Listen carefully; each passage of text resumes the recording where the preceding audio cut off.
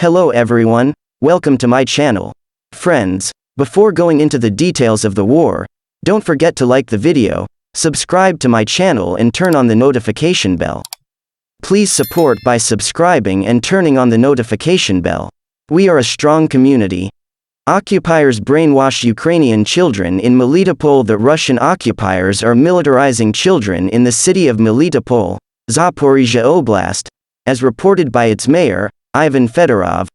Source: Fedorov on Telegram. Quote, Russian textbooks, where history is rewritten according to KGB manuals, Committee for State Security, the main security agency in the Soviet Union, ed., are being used in schools.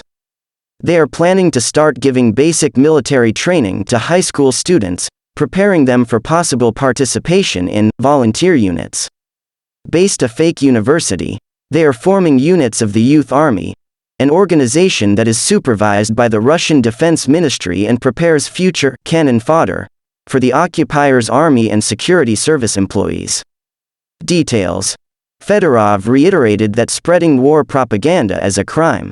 Why Israel must not provide the Iron Dome to Ukraine. While Israel should avoid sending weapon systems, it could definitely provide Kyiv with good intelligence on Iran's actions, drones and ballistic missiles. November 6, 2022, Janes, Iran and Russia have been moving closer against the backdrop of an ongoing war in Ukraine, which has dragged on and expanded. For Israel, these ever closer ties are a source of constant headaches. Ukraine has not relented in its efforts to have Israel provide it with the Iron Dome missile defense system and other types of air defense technology, as well as a whole host of cutting-edge weapon systems. Official requests have been relayed from Ukraine's Prime Minister, Foreign Minister and Defense Minister, as well as from its ambassador in Israel.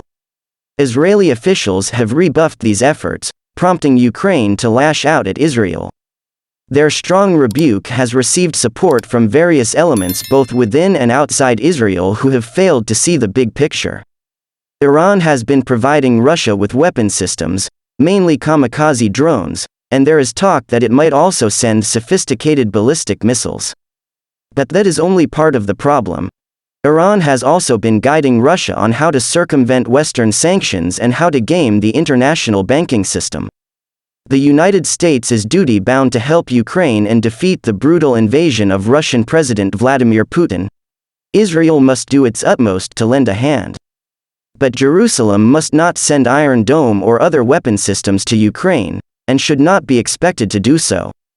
The Iron Dome's combat record is stellar, which makes it easy to understand why Kyiv has its eyes on it. The Iron Dome is capable of getting the job done in Ukraine. I won't go into the technical or operational aspects, some of which are classified. Those who have tried to explain Israel's refusal by claiming the system would not be up to the task in Ukraine are both wrong and misleading. Having said that, there are 4 reasons why Israel cannot afford to send the Iron Dome and other systems to Ukraine. The main and most important reason is obvious.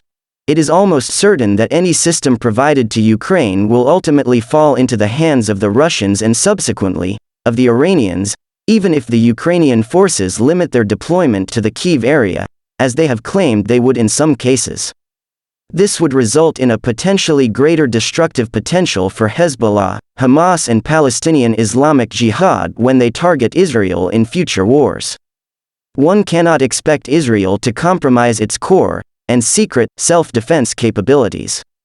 The second reason we should not provide such systems is that Israel still doesn't have enough interceptors for its own operational needs, especially when it comes to countering the threat on the northern border. It is going to take a long time to truly bolster our production capacity, perhaps years. It is also important to keep in mind that in order to have the systems do their job effectively, Ukraine would need many more interceptors than Israel can provide, because of its massive geographical spread. Third, even if Israel agreed to send weapon systems, it would still take time, presumably months, if not years, before they could be phased into service in Ukraine, as Ukrainian troops would need proper training. These 3 reasons are as valid for the United States as they are for Israel. The US-made systems Washington has been sending, despite not being top or even second tier, will likely fall. Some have already, into the hands of Iran, which is likely to also get from the Russians any operational lessons drawn from their use in combat, including their limitations and modus operandi. As such, one can understand why the United States has been adamant in its refusal to provide Kyiv with advanced air defense systems such as the THAAD or Patriot. It's also worth noting that the United States doesn't even have enough air defense systems to cover its own deployed forces. There is a fourth reason why Israel should not heed Ukraine's request: the impact on Israel-Russia relations and the dwindling presence of Russia in Syria, as well as the threat of Iran replacing it. While it is less important, this reason should not be overlooked. The war may have led Russia to take troops out of Syria and deploy them in Ukraine, but this seemingly positive development has become a source of concern because Iran seeks to fill this vacuum with the backing of Russia and Syria. Having Israel send systems to Ukraine could create a potential threat, from Russia, Syria or Iran, to Israel's freedom of maneuver. Some have even speculated that Russian President Vladimir Putin would retaliate by changing his policy toward Russia's Jews, but this does not appear to be a real concern. However, while Israel should avoid sending Iron Dome and other weapon systems to Ukraine, it could definitely provide Kyiv with good intelligence on Iran's actions, its drones and its ballistic missiles, should they be provided to Russia. As Israeli Defense Minister Benny Gantz said, Israel can also send sensors and an integrative early warning system that would dramatically help Ukraine deal with drones, rockets and missiles.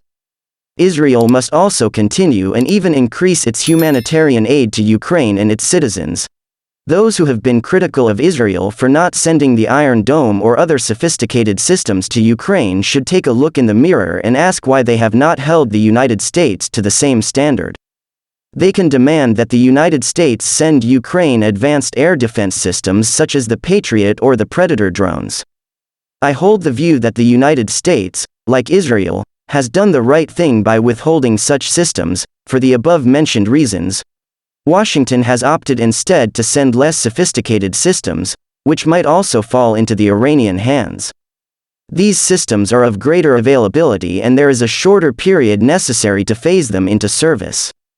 A final note regarding global hypocrisy over Iran's nuclear program. Even as Russia and Iran move ever closer, the Iranian regime has continued supporting terrorist activities all over the world. It has not been forthcoming in answering the questions posed by the International Atomic Energy Agency, and has been brazenly breaching the nuclear deal and various other pacts it has signed. It is simply beyond the pale that the United States and the European Union have persisted in the absurd effort to find a creative way to revive the JCPOA. It is time we understand the nature of the murderous regime in Tehran and confront it head-on. Ukraine suffers power outages amid intense attacks from Russia's military blackouts reported in Kyiv and 7 other regions in the aftermath of Russia's devastating strikes on energy infrastructure. Thanks for watching. Don't forget to like the video and subscribe to my channel. See you in the next video.